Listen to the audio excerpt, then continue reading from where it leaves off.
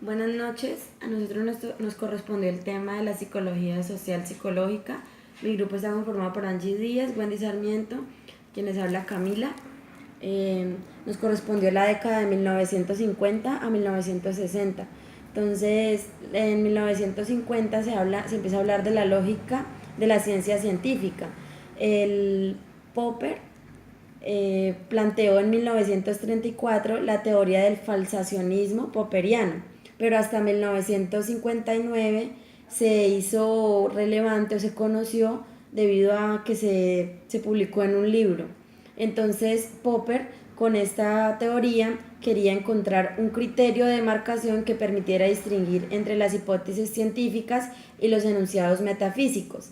Él decía que debía existir en toda teoría un criterio de falsabilidad para que toda teoría fuera una teoría científica. Debía ser falsable. Y mediante la deducción lógica se derivaban de ella una serie de hipótesis que podían ser refutadas mediante la experiencia. Lo que quería Popper era meterle pues un poco más de lógica y razón a las teorías en este tiempo de la psicología social. Entonces decía que una teoría solo es científica si de ella se pueden deducir dos clases de afirmaciones. La primera es la afirmación con la que la teoría es inconsistente o con la que al comprobarse se pueden refutar. Existen algunas hipótesis que la pueden refutar. Y otra, afirmaciones con las que es consistente y que prueban su veracidad a la vez que se corroboran con la experiencia. Popper señalaba que el criterio de verificabilidad era insuficiente para que una teoría fuera verídica o científica, ya que debía existir algunas hipótesis que pudieran refutarla al momento de comprobarla con la experiencia. Por eso el criterio y la teoría de él se llamó el criterio de falsabilidad. Decía que este criterio de falsabilidad y esta teoría era un proceso de discusión racional y crítico, que por esto la teoría del psicoanálisis no entraba en esta lógica científica, ya que pues el psicoanálisis no tenía hipótesis que al momento de corroborarlas con la experiencia o empíricamente refutaran la teoría. Decía que el desarrollo de la ciencia debía ser un proceso racional en el que las teorías científicas se consideraran válidas solo de forma provisional hasta que las hipótesis derivadas de ellas son falseadas mediante la experimentación controlada. Decía que la ciencia era empírica y evolutiva mediante un método hipotético deductivo. Entonces la psicología tuvo grandes aportes teóricos dentro de la psicología social.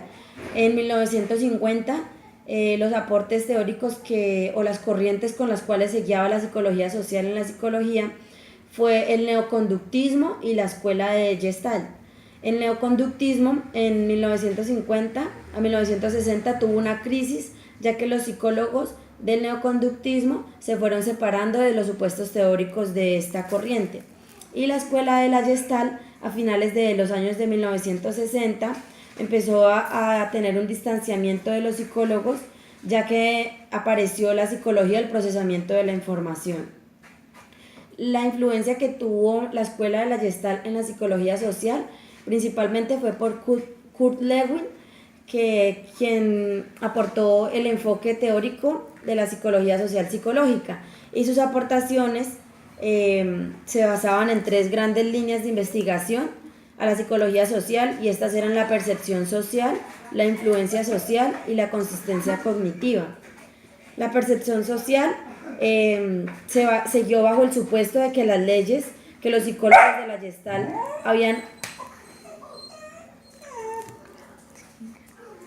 habían propuesto para explicar la percepción de los objetos físicos eran igualmente aplicables a la percepción de las personas y el comportamiento social.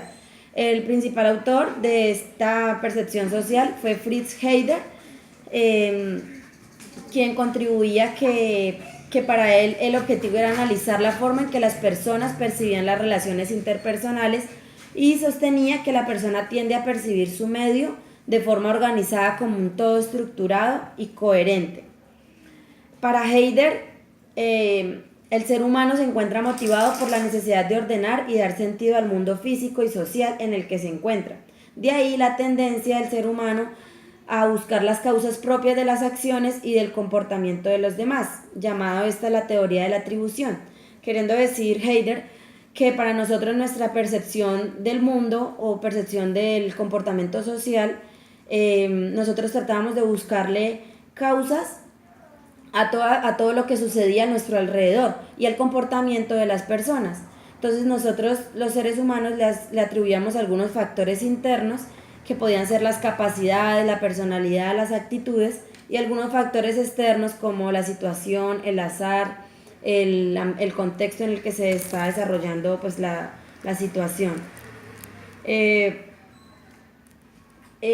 Hubieron algunas contribuciones de Salomon Asch, que decía, la teoría de él era la formación de las impresiones, y decía que nosotros tenía 5 premisas. La primera decía que tendemos a formarnos una impresión de una persona aun cuando la evidencia es escasa. La segunda decía que las características de una persona se perciben de forma interrelacionada. La tercera, las impresiones están estructuradas. La cuarta, cada rasgo posee la propiedad de un parte de todo. Y la quinta, las impresiones existentes determinan el contexto en el que se forman otras impresiones. Entonces nos decía Solomon que nosotros tenemos unas impresiones de nuestro contexto que nos rodea y de las personas, aun cuando digamos en las personas la evidencia es escasa, así no conozcamos mucho de estas personas, tendemos a hacernos una impresión con lo que hemos visto pues como de primer. La otra línea de investigación es la influencia social. En esta línea se realizaron investigaciones en la forma en la que las personas construían las normas sociales, la persuasión, el cambio de actitudes, los efectos del poder y la sumisión.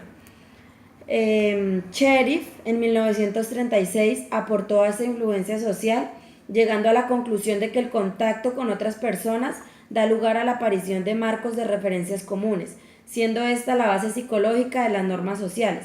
Cuando las personas emiten sus juicios en presencia de otras, el grupo establece un punto de referencia común a todos sus miembros.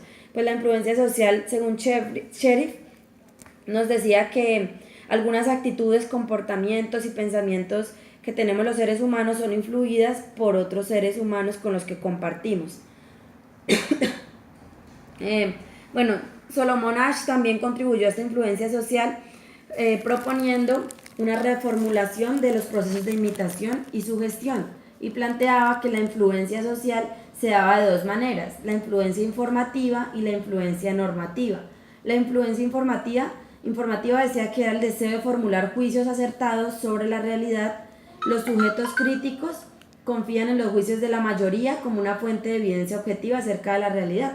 Esto es cuando queremos hacer un juicio sobre la realidad y tendemos a confiar en lo que los demás con los que nos rodeamos dicen como una fuente objetiva de la realidad, de que lo que ellos digan puede ser cierto. Y la normativa dice que los sujetos se conforman al juicio de la mayoría para obtener la aprobación del grupo y reducir el miedo a la desaprobación social. Entonces en esta tendemos a creer lo que los demás digan, no como una fuente verídica objetiva, sino para obtener la aprobación del grupo y para no tener desaprobación social. La tercera es la consistencia cognitiva. Fritz Heidegger postuló esta teoría con la teoría del equilibrio, que proponía que las relaciones interpersonales, así como las que se establecen entre los objetos e instituciones del medio, tienden a tener un estado de equilibrio. Decía que estas relaciones que tenemos con el medio y con las demás personas se pueden dar de 2 tipos, afecto o de unidad. La de afecto decía que eran las actitudes positivas o negativas de una persona P hacia otra persona O de una persona P hacia una entidad. Entonces son las actitudes positivas o negativas que tenemos hacia otra persona. Y las relaciones de unidad dice que son las relaciones de similaridad, causalidad y pertenencia a un grupo. De una persona P a otra persona O de una persona P a una entidad X. Entonces son las relaciones que tenemos de similaridad o semejanza con un grupo, con otra persona, con otra institución.